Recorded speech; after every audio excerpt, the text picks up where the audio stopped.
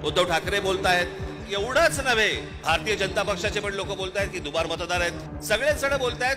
राज ठाकरेजी यांनी जी भूमिका मांडली, जे मतदारसंघ सांगितले ते कल्याण ग्रामीण, डोंबिवली, मुरबाड, भिवंडी, आम्ही यादी आणली आहे। मी आता 8 वर्गीकरण आपल्या समोर मांडणार आहे आणि आपल्या स्क्रीनवर सुद्धा माझी विनंती आहे, आपण ते जरूर पाहावं, बारकाईने पाहावं। कर्जत जामखेड मतदारसंघ नाव एकासारखे पण मतदार यादीत नंबर वेगळे। पहिलं वर्गीकरण काय, नाव एकसारखंच आहे, म्हणजे दुबार मतदार आहे पण मतदार यादीत त्यांचे नंबर वेगळे आहेत।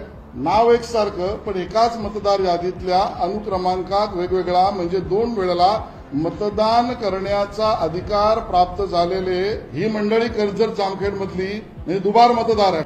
मग हा निवडणूक घेण्याची घाई का करतात? साधी गोष्ट आहे, मतदार याद्या साफ करा आणि मतदार याद्या साफ केल्यानंतर त्या पूर्ण पारदर्शक केल्यावरती मग जेव्हा निवडणुका होती त्याच्यानंतर यश कोणाचं अपयश कोणाचं सगळ्या गोष्टी मान्य। पण सगळं लपून लपून लपून छपून जे चालू आहे ते कशासाठी?